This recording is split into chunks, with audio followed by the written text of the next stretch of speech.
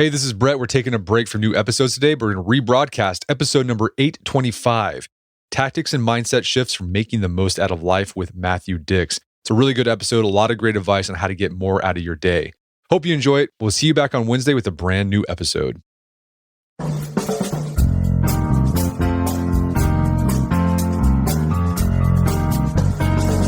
Brett McKay here, and welcome to another edition of the Art of Manliness podcast. Matthew Dix wears a lot of hats. Among other things, he's a storyteller, communications consultant, writer, and school teacher. In order to excel in his professional life, as well as do what he loves in his personal life, he's developed a set of strategies that help him be more creative and productive and can be used by anyone who wants to start making the most of life. Matt writes about these tactics and mindset shifts in his latest book, Someday is Today, 22 Simple Actionable Ways to Propel Your Creative Life. And he shares some of them with us today on the show, including why you need to think in minutes, be an eagle rather than a mouse, practice deliberate curiosity, and always do your best to act like a decent human being. Along the way, Matt and I talk about why you should floss in the shower and how restaurants that make guacamole at your table are a great example of the folly of making a thing a thing. After the show's over, check out our show notes at awim.is/someday.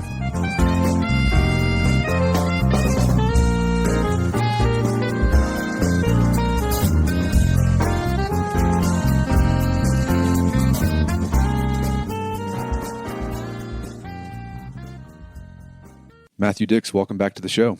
Thank you so much for having me. I appreciate it. So we had you on a few years ago to talk about your book, Storyworthy, which is about how to tell better stories. You are an expert storyteller. You're a Moth Grand Slam winner, and you've got a new book out. It's not about storytelling. There's lots of great stories in it, but it's called Someday is Today, 22 Simple Actionable Ways to Propel Your Creative Life. You wear many hats. You're a storyteller. You write novels. You are also an elementary school teacher, but you've also somehow managed to become a productivity expert, particularly for creative types. How did that happen? Well, because I'm standing in front of people quite a bit, whether I'm talking about my books or telling stories or delivering keynotes, that Q&A section always comes up. And when it does, they know all the hats that I wear. So almost always the first question I would get is, how do you do all the things that you do? And I always thought if you'd sit down with me for like 19 hours, I could go through a whole system that might help you do the same thing. But no one, including my cats, want to spend 19 hours with me. So I'd often just toss out the 2 or 3 strategies that came first to mind. And I always felt like I was letting them down, like I didn't really help them at all with that answer. So the book is the attempt to answer that question. How do I manage to do all the things that I do and also have a wife and 2 kids and a terrible golf game and a bunch of poker buddies and do all the things that I love to do while also doing all the professional and creative things I like to do? So I'm hoping when someone asks me that question in the future, I'll say, just buy my book, and that will guide you on your way. Okay, so you start off the book laying some foundational principles for your approach to work in the creative life. And one of them is for people to develop what you call a 100-year-old plan. What is that, and why does that help people start taking action on their goals? Well, I think that if you asked me right now, what would you do with the next 2 hours of your life? If I'm just basing it upon my current desires, I would say I'm going to go play golf and eat a cheeseburger. That's basically going to be my always choice. But I think the problem is when we choose what to do and how we spend our time and the decisions we make based upon, this temporary time frame that we're within now, ultimately we end up in a place we don't want to be in. When I was 22, I was involved in a really horrific armed robbery. And there was a moment during that robbery when I was absolutely certain that I was about to die. And in that moment, the thing that surprised me the most was that I wasn't afraid or angry or even sad. The only thing I felt was regret about the fact that I was 22 and had yet to even begin to pursue my dreams. And really that sort of was a hinge point in my life. And I decided I don't ever want to feel that regret again. If you talk to hospice workers, they'll tell you at the end of people's lives, they talk a lot about regret, the things that didn't happen in someone's life. And I don't want that to be the case for me. So what I did is I said to myself, I need to be thinking ahead. So when I have a decision to make, whether it's how to spend this day or, what door to open, what path to take, I look ahead to what I envision to be the 100-year-old version of myself, the one lying in his deathbed. He's binging Netflix because he can do nothing else, and he's sort of winding down his time. And I ask that version of me, how should I spend this day? How should I spend this hour? And that version of me always has greater wisdom. That version always says to me, go outside and play with your son because he's 10 and he's not going to be 10 forever. Or finish that book instead of binging the Netflix show, because Netflix will always be here, but you have a million stories to tell and time is finite. So I think when we look ahead and we ask what we want that future person to be, when we ask that person, how should I make the decisions today that will lead me to the place I want to be, the 100-year-old version of us always has the better answer. Yeah, this a lot. You talk about this, asking yourself what your 100-year-old self would do is it allows you to play the long game with your life.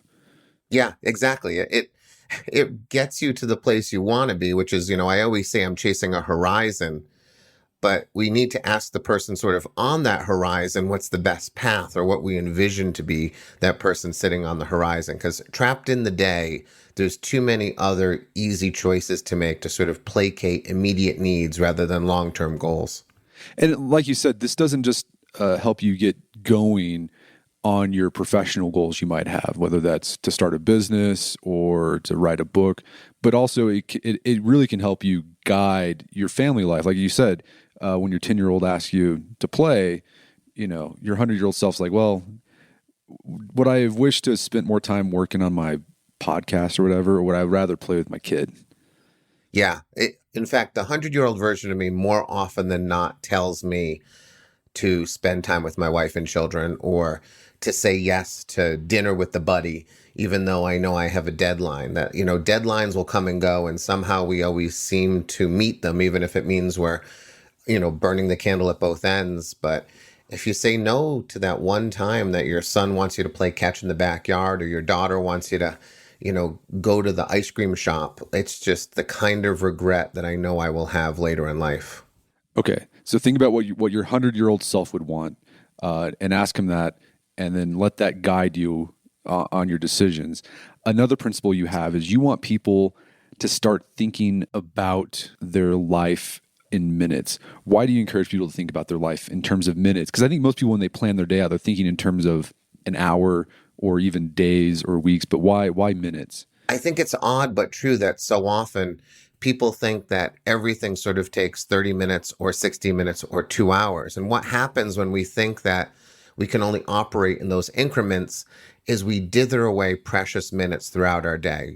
We find ourselves with 14 minutes between one thing and another thing. And if we're not thinking in minutes, in other words, if we're not thinking that 14 minutes can be valuable, what we end up doing is we follow the path of least resistance, which is often there's a phone in our pocket and there's something to stare at that doesn't make us feel good other than possibly giving us an immediate dopamine hit, but nothing else, and not leading us towards our goals.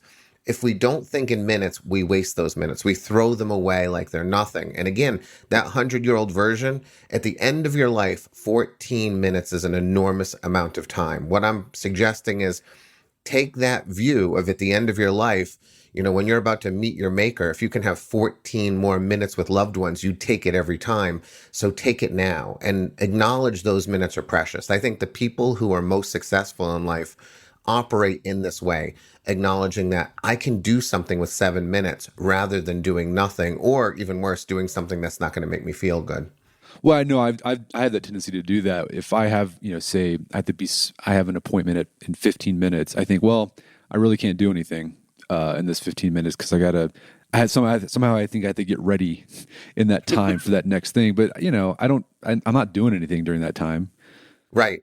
I encourage people to make lists. I have a list of all the things that I can accomplish in 10 minutes. And once you internalize that list, suddenly when I'm standing at the door and I'm waiting for my son to find his shoes so we can go, and they're always in 2 separate rooms and he can never find them, rather than taking my phone out and scrolling through Instagram, I have a list of things that I can actually accomplish. As a novelist, I know I can probably write 3 or 4 good sentences, which sounds crazy to a lot of writers, but I always remind those writers that there was a time when men were in the trenches of World War I wearing gas masks with artillery exploding over their head, and they were literally writing in little notebooks, hoping that the things they were writing would someday be seen by other people.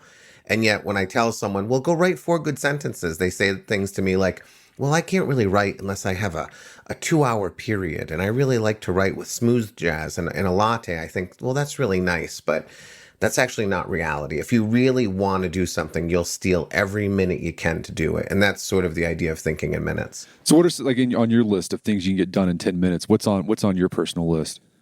A lot of the things that I do in those little bits of time actually are the tasks or the necessary chores of life that need to be done so I can do something better later on. So a lot of times what people also think of is they think of tasks in whole parts. So if I can't fold all the laundry, I don't fold the laundry. Whereas I say, oh, well, in 10 minutes, I can probably get half of my son's laundry folded, which means I only have to do the other half later on. But oddly enough, people won't do a thing unless they can do the whole thing. You know, my wife has this beautiful walk-in closet, and it sort of became a disaster a few years ago.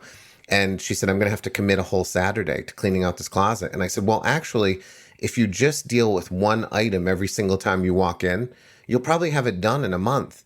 But for her, that just was ridiculous. Like the idea that she will take those extra minutes and pick up a little bit of it was nonsense. She needed a whole day. And I say, you gave a whole day over to your closet, where I will give 2 minutes here and 7 minutes here and 3 minutes here. So my list is a variety of chores and honestly a lot of writing or reading of what I've written. I have a book by the door, so I'm waiting for Charlie. I just picked that book up. It's one of those books you can dive in and out of very easily.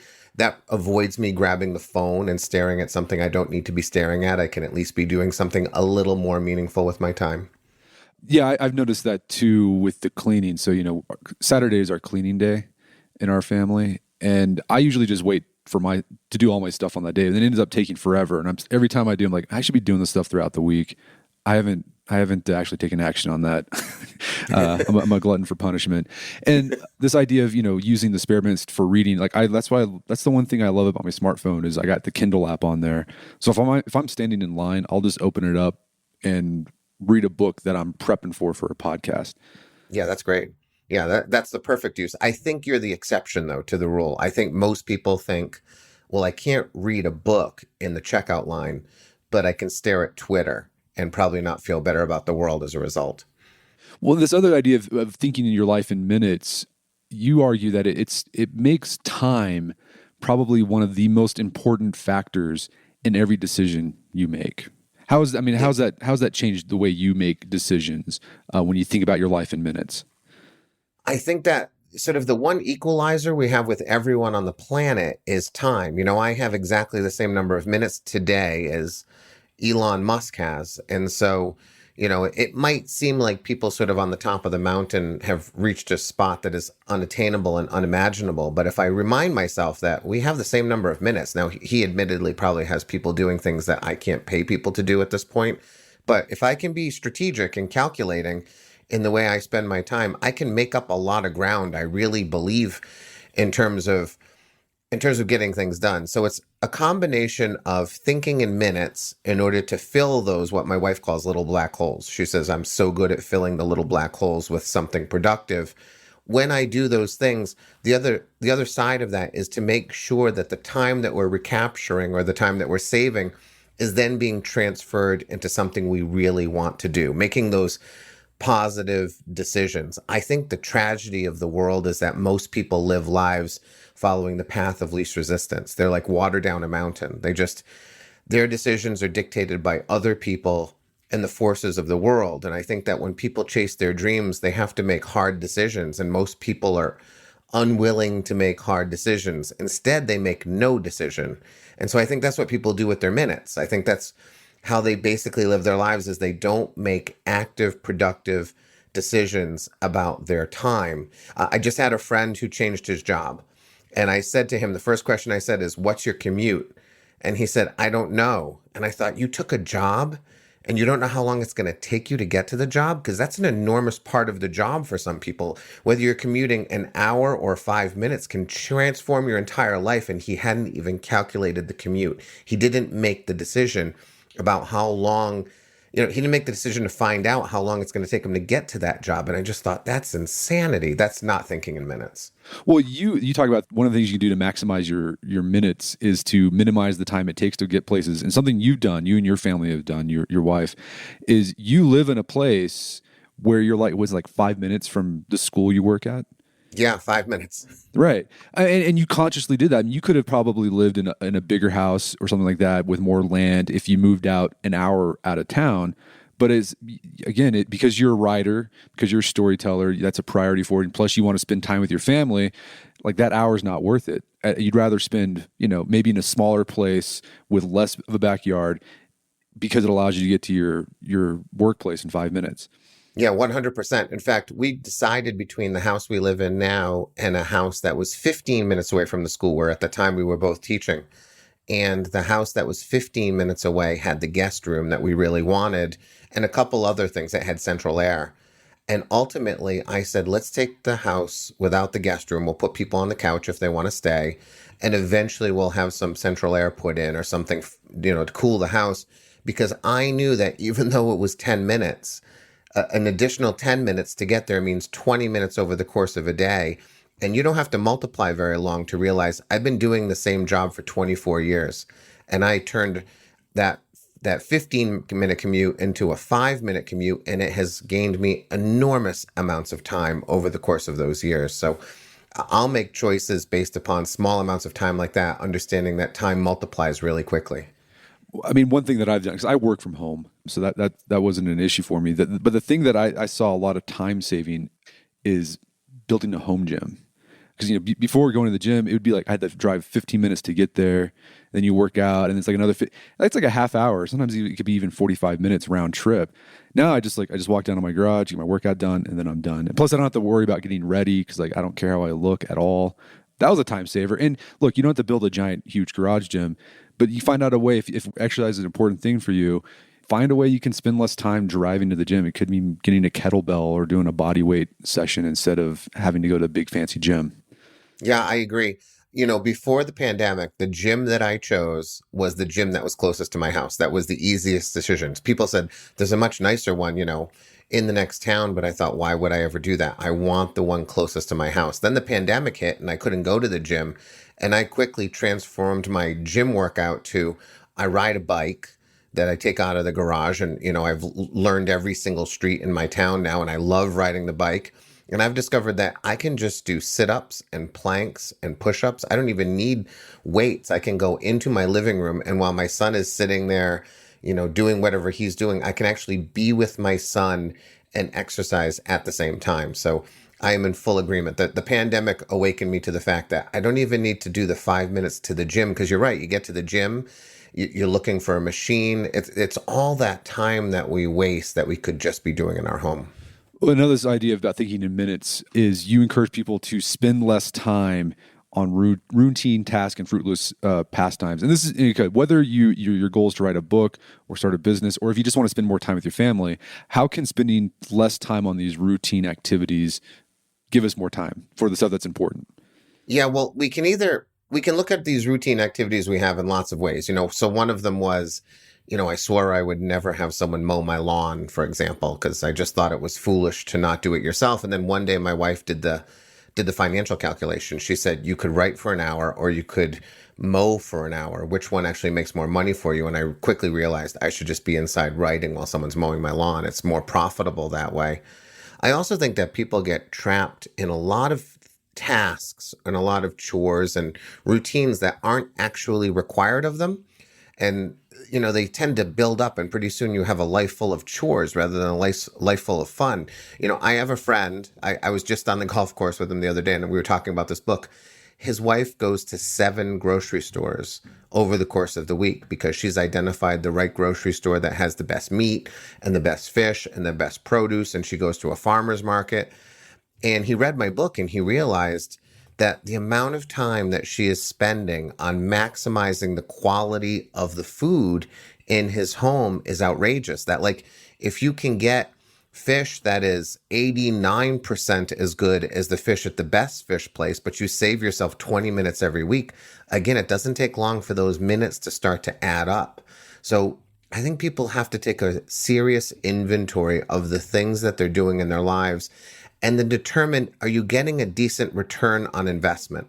I don't think anyone's getting a good return on investment by going to 7 different places to buy food over the course of the week. I have one place, I know the store perfectly, and I moved through it quickly. I was there the other day and I watched someone going through the parking lot and I walked right past them. And I'm always amazed how people stroll through a parking lot as if this is a place to be. I always think I'm in a parking lot. I need to get out of the parking lot as quickly as possible because this is the last place I want to be.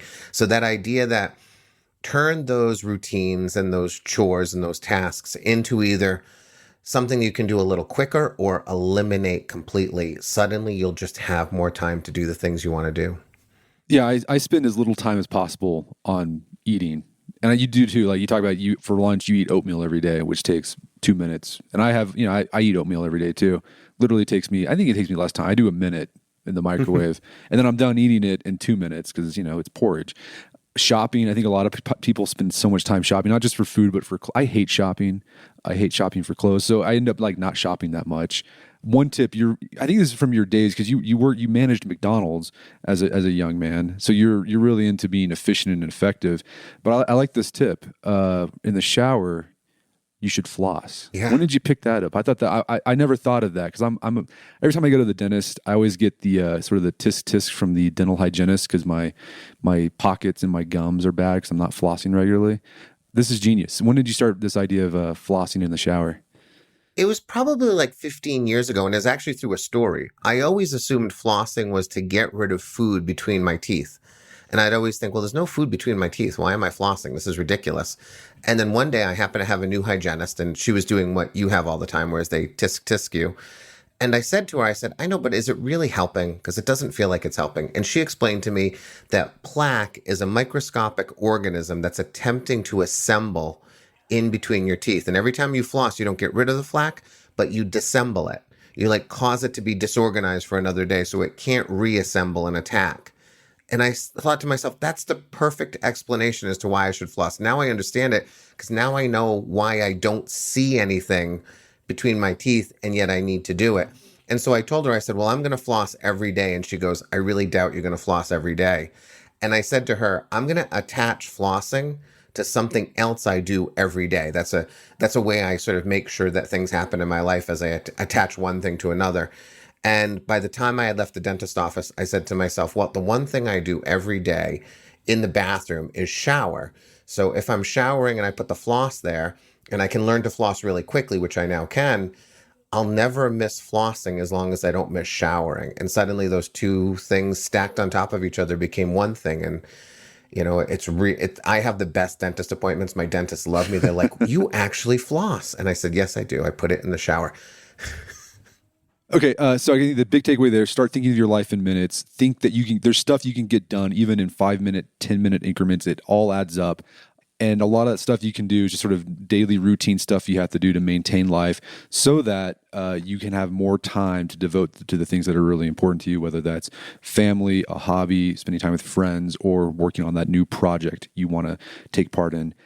A metaphor that you use throughout the book to help people prioritize things so they get the really important things done is this idea of the eagle and the mouse. What is this metaphor and how can that help you figure out how to spend your time? Sure. So, well, the Native American spirit wheel has sort of 4 animals on it. There's other ones, but the one I'm talking about now. And 2 of the animals on it are the eagle and the mouse. And each animal sort of embodies a certain quality in life. We determined, or actually my wife determined, that she is a mouse and I am an eagle, meaning she spends enormous amounts of time on very small details. She painstakingly examines and focuses on and worries about the details of little things. And although I also do that, because you can't be sort of a novelist without worrying about the details, without the construction of sentences in a very particular way, I also really embody the spirit of the eagle, which is the idea that you fly above the world and you look down and you understand what is important and what isn't important. It came to fruition one day when my wife was complaining to our principal that I did my report cards in an hour and it took her 8 hours. And she said she wanted to kill me. She actually told my principal, I don't know how I can live with a man like this. And what he explained to her was, Matt understands what's important about report cards, which is essentially Parents want to know you love the kid, you see the kid, and you're going to challenge the kid. And everything else is kind of secondary. Whereas my wife would sit there and calculate grades and carefully construct a paragraph and try to find the perfect anecdote. And I just understood what parents really needed, and that's all I offered them.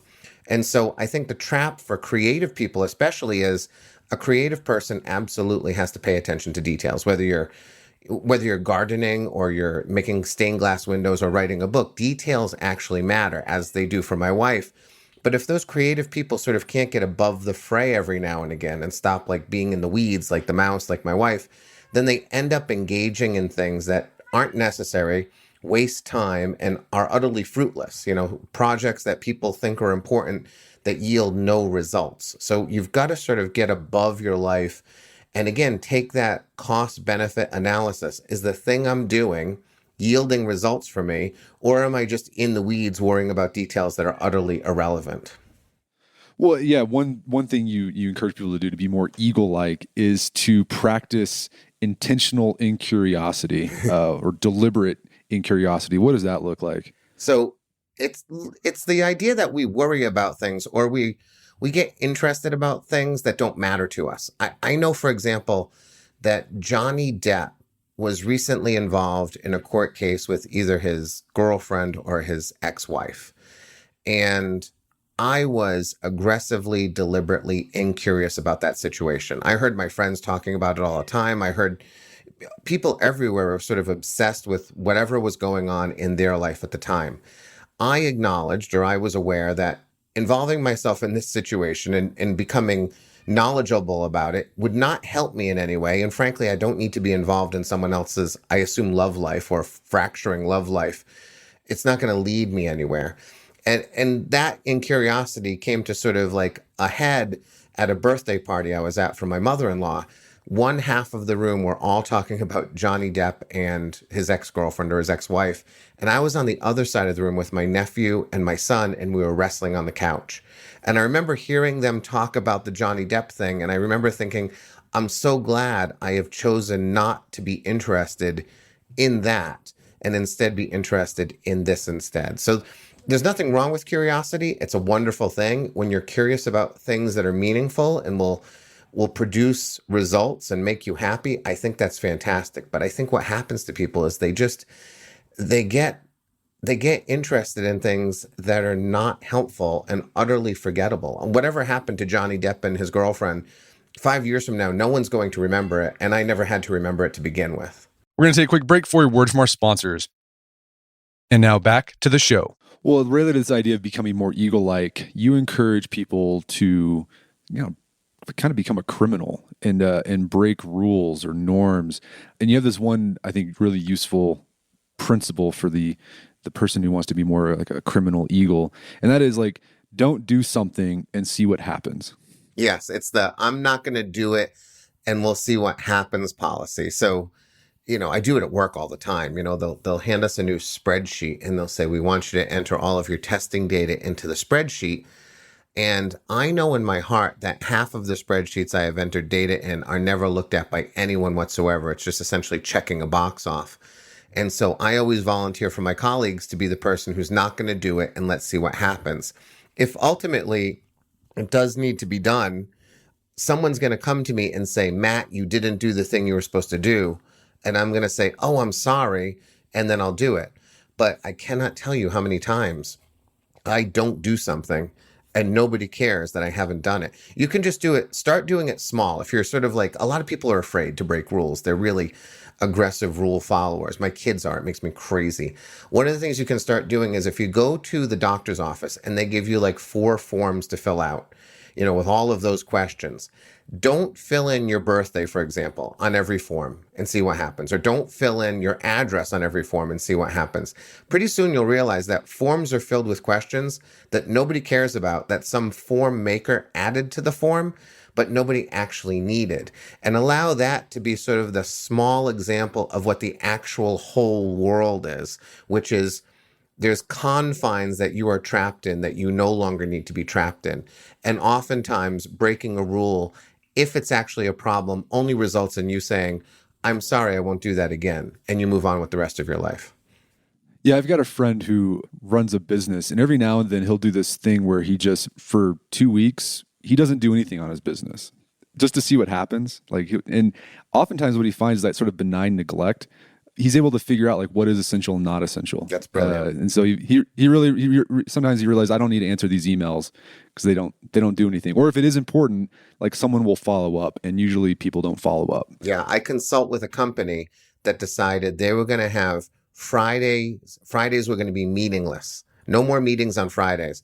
And what the CEOs assumed was that the meetings on Fridays would move to other days. They would migrate the meetings onto Monday through Thursday. And what they discovered was 80% of those meetings just disappeared completely.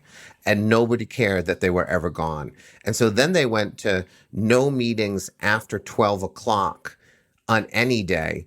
And they realized that 60% of those meetings just disappeared. That somewhere, down the line, someone started scheduling a weekly meeting because they thought it was going to be necessary, and it proved to be utterly unnecessary. So start just doing those things you don't need to do. You can declare email bankruptcy.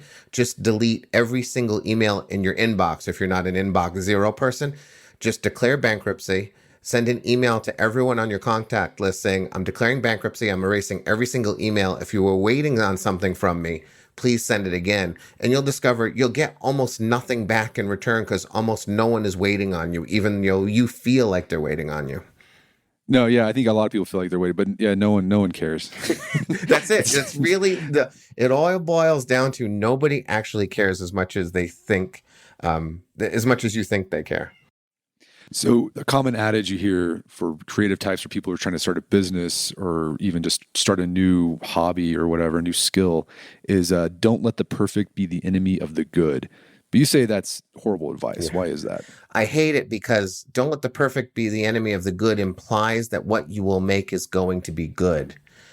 And I think what we have to acknowledge as people who are trying to create things, whether it's a garden in your backyard or, a Fortune 100 company, we make terrible things all the time.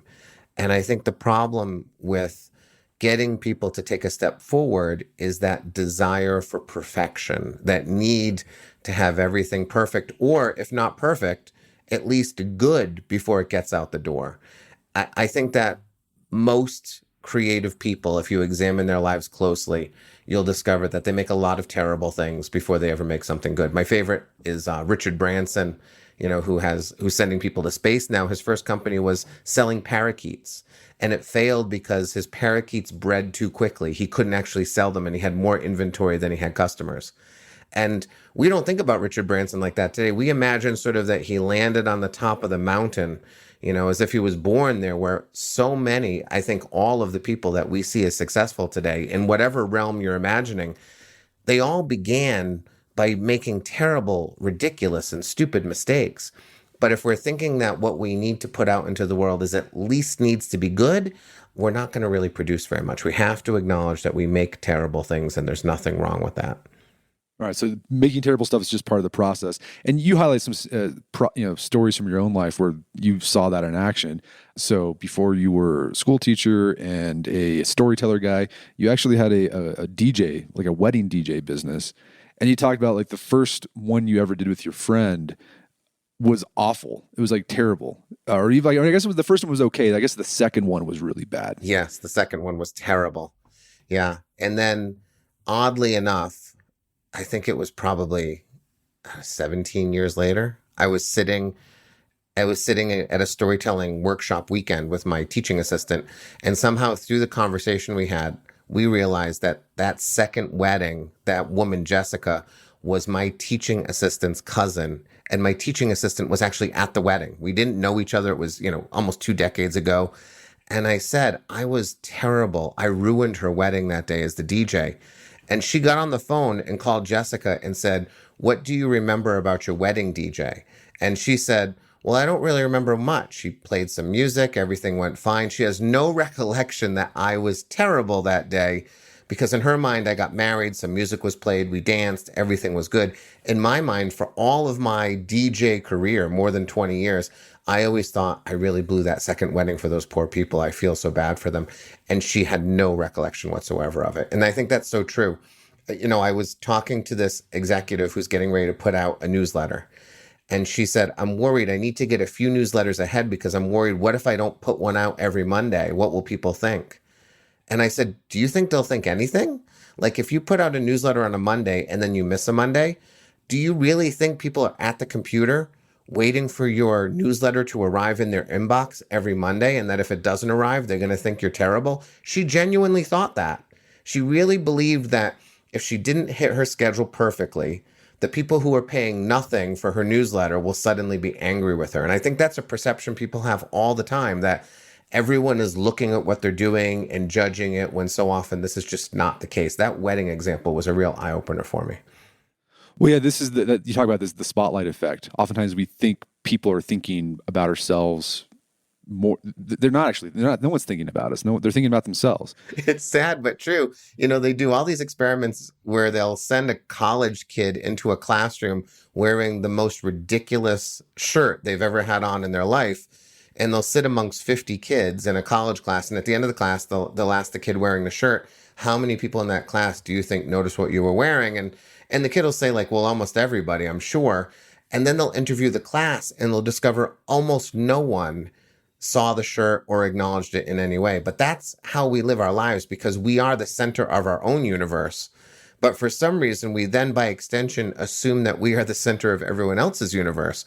Whereas the truth is, nobody's looking at anybody. All you have to do is think about the last holiday party that you went to. Like, if you were a person who spends an enormous amount of time trying to figure out what to wear at a party, ask yourself now, if you were at a Christmas party, do you remember what you were wearing at the last Christmas party? And if you remember what you were wearing, ask yourself this: how many other people's outfits do you actually remember? You probably remember none, and yet you thought everyone remembers yours. They don't remember yours either. As soon as we acknowledge that no one's paying as much attention to us as we think they are, we can move through this world with a lot more impunity and stop worrying about being perfect or even being good, and we'll be more willing to put terrible things into this world until we find the way to be good again.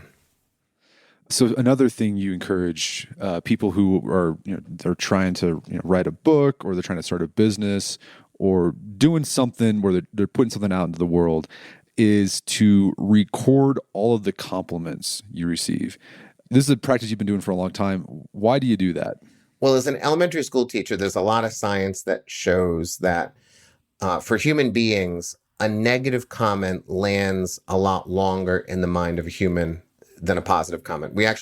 The ratio tends to be about 6-1, which means we need 6 positive comments to counteract a negative comment. So in teaching, I know that I have to say 6 positive things to every sort of corrective or negative thing I say, just to get back to neutral with a kid.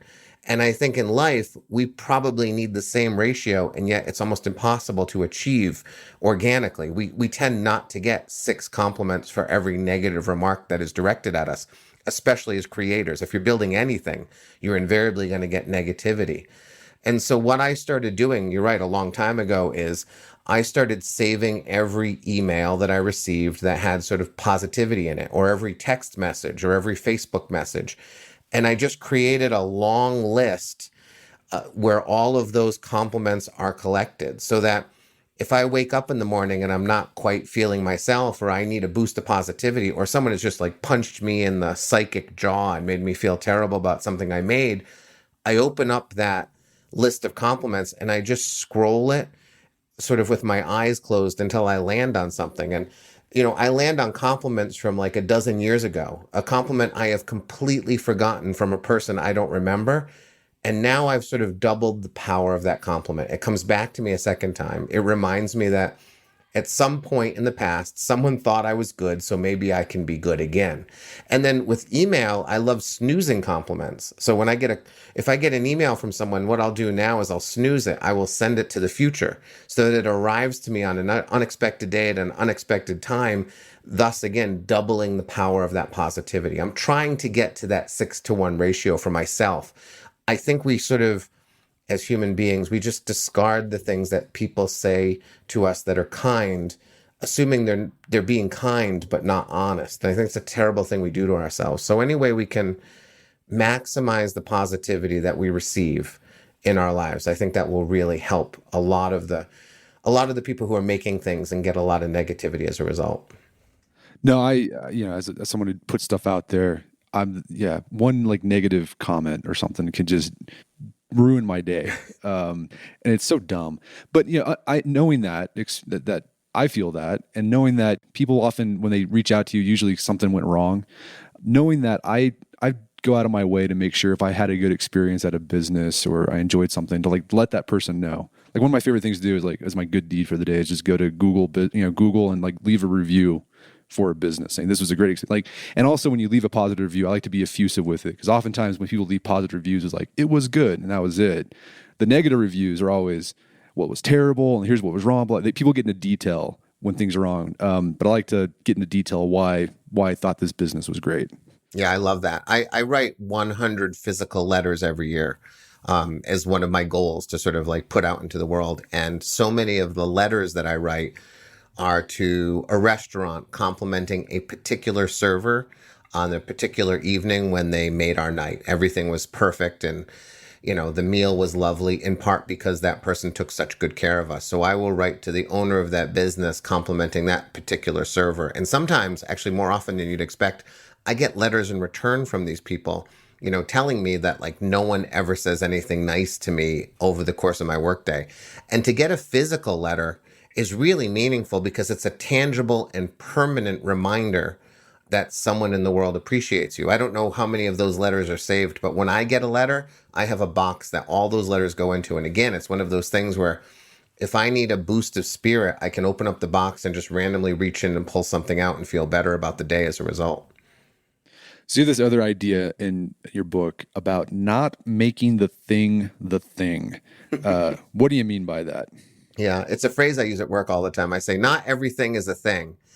It's this weird thing that people do where every small problem or every little nuance of life is, for whatever reason, expanded into its greatest possible glory. And it just consumes our lives. I'm dealing with one right now, actually. As a school teacher, right around now, I just received it the other day, the schedules come out. I have 3 people who teach 5th grade with me. And so they send us 3 schedules. And so begins, for so many teachers, the battle over who's going to get which schedule. And I never battle it. I just say, give me whatever one is left over. All the schedules are completely balanced. We have the same amount of teaching time and prep time. And as I look back over my 24 years of teaching, a schedule has never changed my effectiveness or my feeling about that school year. And so I just don't care about it. I don't make that thing a thing. Like some people are like, but on Fridays, I want to have the extra 30 minutes because it's a Friday. It doesn't matter. You're making a thing out of a thing. And so I've watched teachers battle for a week in the midst of their summer vacation over what their schedule will be next year. And some teachers genuinely get mad at me. I've had people say, like, you just don't care. And I always say, I'm choosing not to care. What I'm really doing is being the eagle. They are in the details, thinking that these details will ultimately matter. Whereas the 100-year-old version of myself says, those schedules never meant anything. They were all balanced and fine. Just let them fight over it. You go play golf, and when they're done, take the one that's left over. You're happier than all of them anyway. So we can't, whenever we can make something irrelevant in our lives because it doesn't really have much meaning, we should make it irrelevant. We should not be turning things into larger things when it's not necessary. Yeah, you give the example of a thing becoming a thing. The guacamole made at your table side. Yes, right. There was a time when they would just bring guacamole to you. And now, it probably happened to me it was a while ago because of the pandemic. I haven't had this situation happen, but we'd be in a wonderful conversation at the table, and then suddenly a man would arrive with a mortar and pestle and avocados. And now I had to watch the guacamole get made at the table, which ceased the conversation completely and weirdly put food preparation on display when it just belongs in the kitchen. Like, we didn't need guacamole at the table being made a thing. That was never something anyone wanted or needed. Somewhere along the way, someone decided, well, this will make it seem fresher to to the people who are coming to the restaurant. It also stifles conversation, and it sort of awkwardly makes us watch someone do something that used to be done in the kitchen. So there's a lot of examples of this. Yeah. Like everywhere in the world, everyone is trying to make a thing into a thing to sort of slow our lives down. You know where I've seen this, it's sort of my domain with men, is making facial hair a thing. Yes. Right? Like it's the thing, like it becomes like their whole identity. Like I have a mustache and I don't think about my mustache at all. I mean, when it's looking a little scraggly, I'll trim it. But there's guys out there that their whole life is around their beard and like how trimmed it is and the beard oils and like, they're posting pictures of it on Instagram, talking about it. And like, when I don't know, when I was a kid, most of the men in my life had facial hair, but I never once saw my dad. He never talked about his mustache at all. Like it was just, he just had a mustache. It's a great example. Yeah. I don't drink coffee. I've never tasted it, but coffee is a thing. It ceased a long time to be a beverage. And now it is something people talk about so much. And it's weird because they're always so dissatisfied with this beverage. Like, it seems like 1 out of every 10 coffees my wife gets is cold or not sweetened properly, or the foam is wrong. I mean, there's a multitude of factors that determine the quality of a coffee, which is one of the reasons I've always stayed away from it. I just can't get involved. But now the word coffee culture exists. Like the word culture should never be attached to a beverage. That is a thing becoming a thing in a way that is utterly unnecessary. But I ride my bike by the Starbucks in our town and I see lines of cars like 16 long in the drive-through. There's so many places to get coffee or get out of your car and walk in and get it, but it really has become a thing. So whenever you're moving through your life, you need to be asking yourself, did we suddenly turn a simple thing into a special thing, and did it need to be special? Probably not. Just get your coffee Probably at Dunkin'. not. Just go to Dunkin' Donuts. So you have this other idea about if you're in the creative business, whether that's writing a book or starting a business, it's important to not be an a-hole. Why is that? Well, this was my agent's insight. She was standing in my backyard and we were watching my kids play one day, and she just leaned over to me, like sort of out of the blue, and she said, "Listen, don't ever become an a-hole." And I said, "Okay." I said, "Am I?" And she said, "No, you're not. And I really don't want you to be one." She explained to me that she loves my writing. She thinks I'm a brilliant writer. But she said, "Boy, is it easier to sell your books when the people I'm selling them to like you and genuinely think that you're easy to work with." And I think about that all the time now. The idea that when we move through this world, we have an opportunity to make an impression and a connection with people in a positive way or a negative way. And the positive will always outweigh the negative. I was actually in a McDonald's yesterday, and I went into the McDonald's rather than through the drive-through because I was doing TV spots for this new book and I had an hour between. So I said, I'll go to McDonald's, I'll get a Diet Coke and I'll do some writing, and then I'll go back to the TV studio.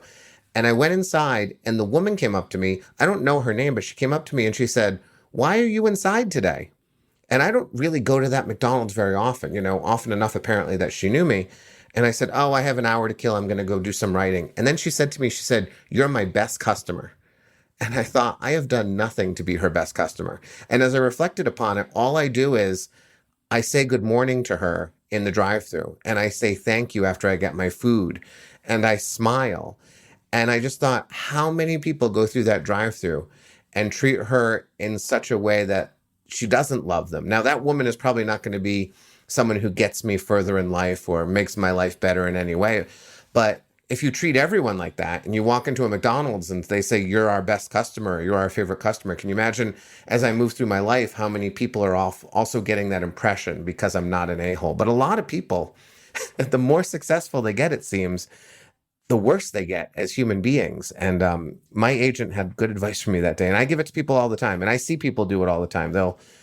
They're just not kind and they're not decent. And I think it makes the road harder for you. And I don't understand why anyone wants to make the road any harder than it needs to be. Well, you talk about some examples because you're a professional storyteller, you're a novelist and a writer. People come to you for advice, or they'll ask you, "Hey, can you read this?" And you're doing them a favor, but you also a lot of times people they're really rude about it. Yeah. They get really upset if sometimes I've offered to read something, but if I don't get to it in a month, which is not that long of a time really, they'll email me back and say, "Forget it. Forget it. Don't even look at my thing if you can't get to it within a month. And I'm thinking, have you lost your mind? I've published 8 books and I offered to read the first chapter and have a 15-minute conversation with you. Like, do you realize how I would have loved to have had that before I published a book? Like, I would have died to have a published novelist give me some wisdom. And yet, because it's not quick enough, or because it's not detailed enough, or because I have to tell them that, they need to work on something, instead of responding appreciatively, they respond terribly. And there's the counterexample too, where some people are the kindest human beings to me. I have a couple people in my life who have sort of, for the past maybe 5 years, been sending me things to read, unpublished writers. And sometimes I get to it and sometimes I can't. And they always respond with, I realize you're so busy, and if you can't get to it this time, that's fine. I'll come back to you in another 6 months if it's not this one. And those are the people I want to read it right away. I think like that is the nicest way to approach that. And so therefore I will help you. Whereas so many people sort of undermine themselves. I think it comes from desperation, frankly. I think it's just the desperate need to be successful and not knowing how to get there. And so they let their frustration out on the one person who might be helpful to them. So we've talked about different things to make the most of the day and make someday today.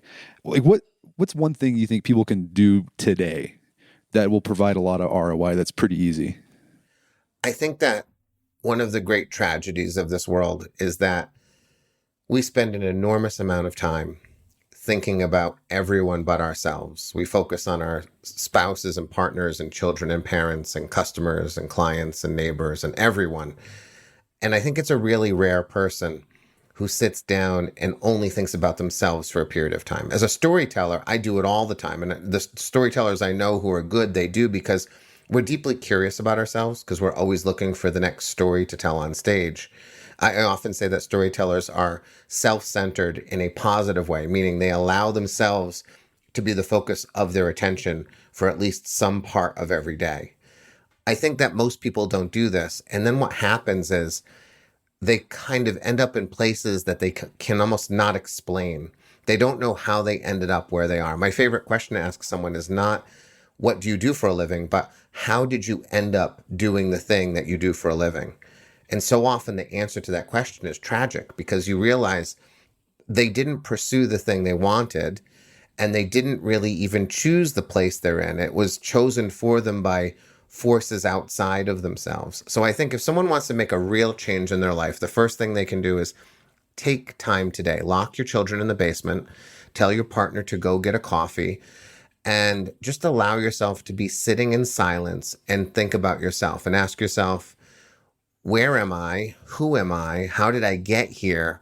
And then most importantly, what point on the horizon am I currently chasing? If you're not chasing a point on the horizon, if you don't have a dream that you are pursuing, you are stagnant. And then what is probably happening to you is you're living days that look exactly like the previous day. And the novel is probably not entering your life. New things are probably not coming into your life. And days are seeming relatively unremarkable. So just give yourself permission to think about yourself for a little while, and just sit on your couch or whatever you have in your house, your beanbag chair, for 10 minutes and think about yourself, and try to make that a habit. And I really think when you pick out that point on the horizon, your days are going to get more interesting. Your path is going to become more interesting. It's going to become harder for sure, but the hard thing and the right thing are often the same thing, as one of the characters in my novels once said. So find that point on the horizon, the next dream you want to chase, and get going. Well, Matthew, this has been a great conversation. Where can people go to learn more about the book and your work? If they go to MatthewDix.com, they can find everything there. My books are available wherever you get books. And my wife and I have a podcast as well about storytelling. So you can find that on my website, or Speak Up Storytelling is the name of that podcast. So you can find me in lots of places. Fantastic. Well, Matthew Dix, thanks for your time. It's been a pleasure.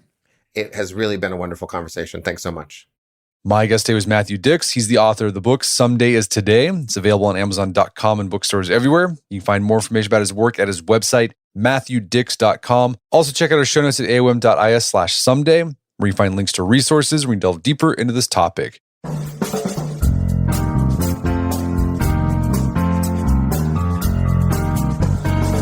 Well, that wraps up another edition of the AOM podcast. Make sure to check out our website at artofmanliness.com, where you can find our podcast archives, as well as thousands of articles written over the years about pretty much anything you can think of. And if you'd like to enjoy ad-free episodes of the AOM podcast, you can do so on Stitcher Premium. Head over to stitcherpremium.com, sign up, use code Manliness at checkout for a free month trial. Once you're signed up, download the Stitcher app on Android or iOS, and you can start enjoying ad-free episodes of the AOM podcast. And if you haven't done so already, I'd appreciate if you take 1 minute to give us a review on Apple Podcasts or Spotify. It helps out a lot.